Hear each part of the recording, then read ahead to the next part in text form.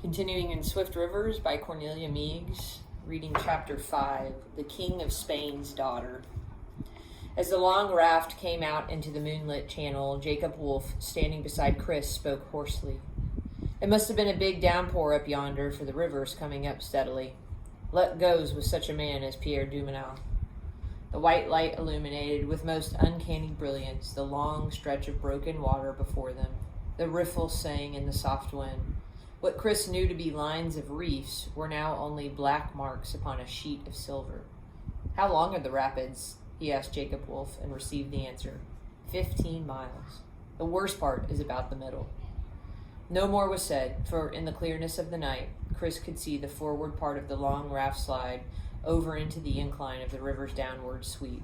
There was silence no longer, since the loud water was all about them, and Pierre Dumenil's voice went ringing down the length of the tremendous, ungainly craft.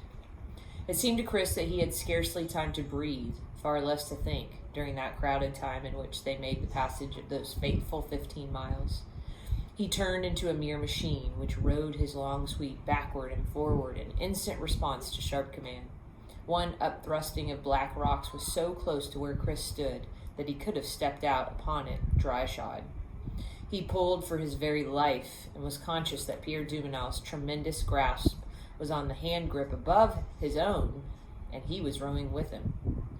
The corner of the raft swung free with scarcely an inch of margin. They floated downward through a pool and came into another chain of reefs. In the curve of the current, the immense craft curved also and swung this way and that. It ceased to be ungainly and was almost as though it became a live thing, directly obedient to the iron will which was in command. They all heard the great walnut log ground and scrape on some jagged stones over which the smaller trunks floated free. Chris saw it roll over, wallowing amongst the others and breaking up the orderly pattern in which the long rows had been laid. Jacob Wolfe thrust it back into its place with his steel-shod pole, so that after the momentary confusion of jostling butts and ends, the logs settled back into proper ranks again.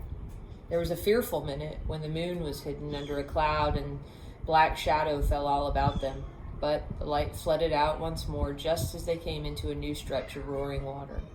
At last they shot through the final pool, threaded their way past the furthermost reef, and came into the broad, still basin which stretched a mile from shore to shore. The perilous passage for this portion of the raft was over.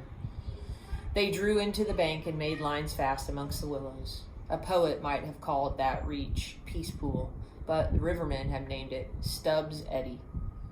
While the crew completed the task of mooring in the shallow waters next to the bank, Pierre Dumenil thrust the sounding pole overboard. "How's the water?"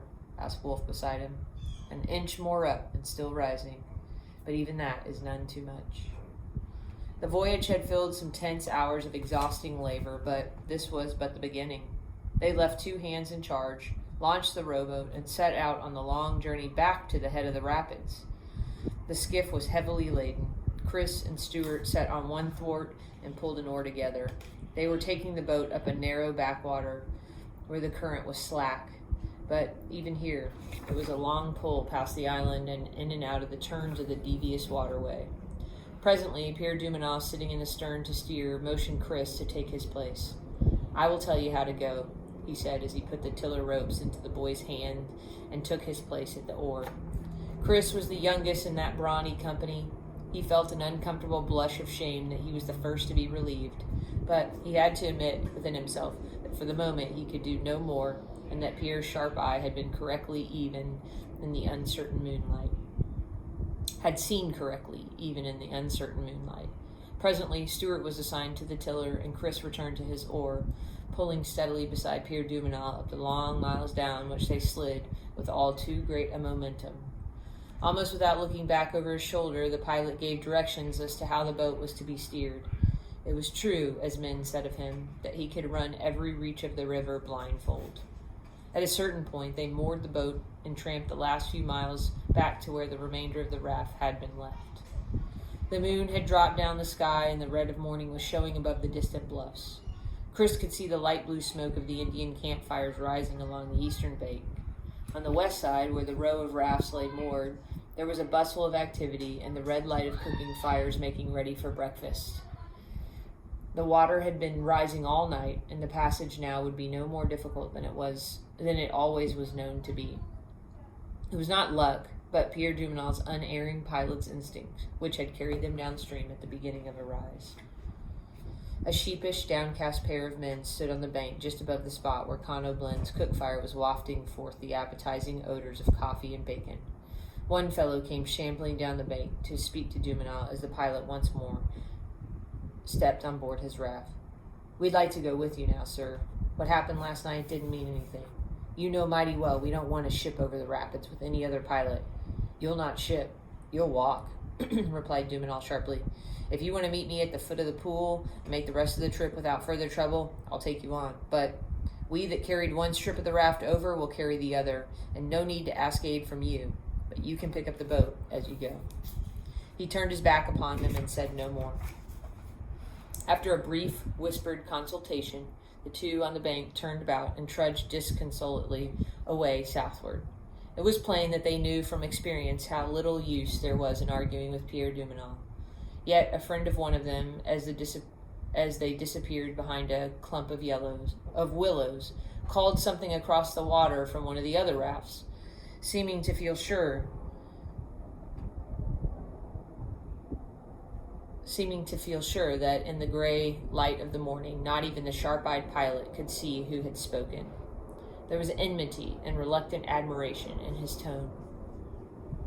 "You had as good luck, Pierre Dumonal, as that friend of yours, Joe Langford, that went over 24 hours ahead of you." Pierre Dumonal's face retained its hard calm.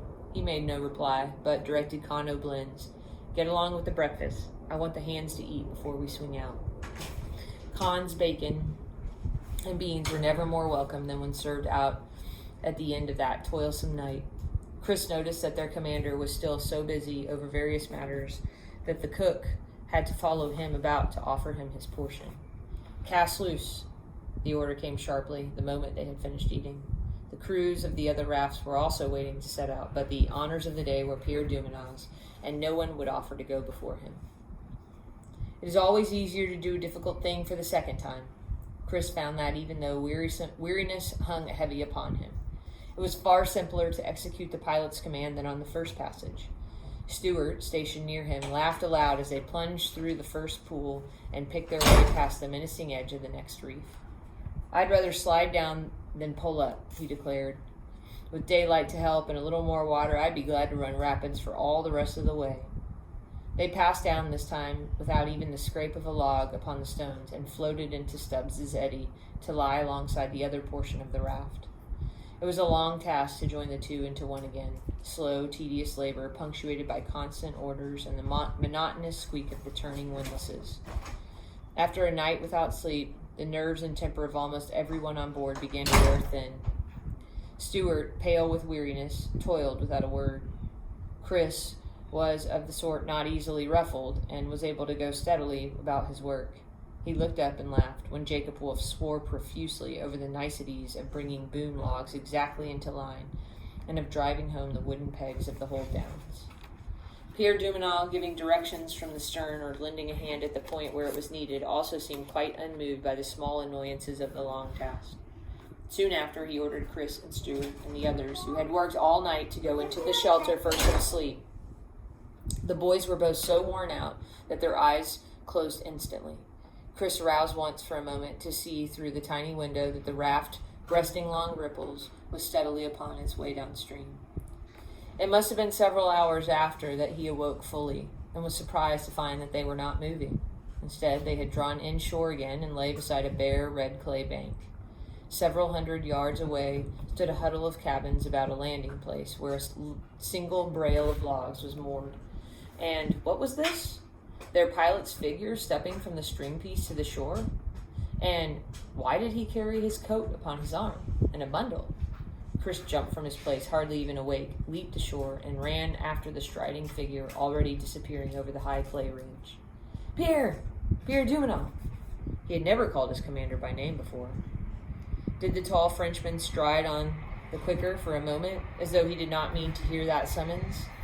An instant after, however, he turned about and stood still in the hot noonday, waiting, but saying no word. You're not going away?" "But yes," returned Pierre quietly. "Did you not understand? I was not to take you the whole of the voyage." He made no reference to that other who was now to have the raft in charge and who was, probably, waiting in the little settlement just below. But the look of utter desolation on the face of Chris Dahlberg, the youth who had come so far and on such a blind, difficult undertaking, seemed suddenly to touch his heart. His black eyes softened as he looked upon his young friend. "Do not be so troubled, boy. I am to see you again. Shreve McLeod is in haste to get his logs down the river, and so is sending a raft with a younger pilot as far as the head of the rapids. There I am to take it and bring it over, and will follow you all the way downstream. I will be in St. Louis very soon after you. Would you like to see me out and have some help from me in marketing your wares? We've not done so badly, you and I, in getting the logs, your logs, thus far. I salute you, sir, as one who is conducting himself well in a great venture." He was off, up the bank and out of sight. He would tramp the rude trail back to the last landing place, and there would get a canoe or rowboat to carry him upstream to meet his raft. Chris, feeling strangely forlorn and bereft, was left standing in the blazing sunshine to look after him as long as his tall figure was still in sight. There was an hour of waiting in the silent, blinding heat before the new pilot came on board. Joe Langford was as tall a man as Pierre Dumenil, but with that all resemblance ended. He was loose-limbed and apparently slow in his movements, although he seemed always to reach his objective with surprising promptness. His orders were given easily and without the Frenchman's sharp decision. He laughed and joked with the men about him in a manner very unlike Dumenil's Indian reticence. Yet to no eyes could it be anything but plain that he was a superlatively good pilot, that he, like his aforetime friend, handled the unwieldy raft with the touch of a master. Equally plain was it that the man had recently been ill. His face was gaunt, and his whole great body pitifully thin. But he made no mention of any such matter, and took command with easy confidence. The raft continued its journey as smoothly and surely as it had before. The passage of the rapids at the mouth of the Des Moines was accomplished without trouble, for there was now a good stage of water. The men of the crew began to talk amongst themselves of the next difficult place, Lone Tree Crossing. That raft which Langford had brought down the river was a small one and had been mostly dispersed among a few little sawmills set up here and there in the riverside settlements. Only one brail was left, and this was joined to the raft turned over by Pierre Dumenil. It made a tremendous structure, but all the crew said, "Joe Langford will handle it, if any man can." They began to meet more boats than in the upper river, for many of the larger vessels did not try to go above the rapids. Some, with no great distance to go, followed the unbelievably difficult method of cordling, of being towed by a tremendous line, sometimes 1,000 feet long, carried by 15 or 20 men along the bank of the river. There was no tow paths bordering the Mississippi, only brushy shores and wooded points and sloughs, which are branch waterways penetrating the dense woods. Across them, the line of struggling men must make their way as best they could. Other vessels made progress by poling and were built with a covered cargo box in the middle and a plank runway on each side. A man would plant his pole overside at the bow of the boat, set his shoulder against it, and walk to the stern, pushing himself almost horizontal in his struggle to thrust the boat forward. Even in the night, the travelers on the raft could always know when one of these keelboats was passing, for the tramp of the heavy boots on the runways would sound far across the water. All these keelboats were of something the same size and build as a more modern canal boat, though with trimmer lines and finer modeling. Once and again, there would be the unfamiliar sight of a steamboat, a small, clumsy vessel shaped like the keelboats, puffing upward with a great noise and long streams of wood smoke trailing behind it. A marvel indeed amid that laboriously carried commerce. "When we work our way back, it will probably have to be on a keelboat," Chris would say occasionally. Stuart make a wry face, for such grinding labor was not of the sort for which he had any taste. He never shirked any task upon the raft, however, and was quicker to understand and obey orders than any of the other crew. Both Pierre Dumenil and Joe Langford openly regarded him as a prized assistant. Langford seemed to enjoy talking to both boys and giving them new knowledge of the ever-changing river. "You must know her, waking and sleeping," he said. They both could guess what a long training of hazardous experience had gone to make up the sum of all he knew.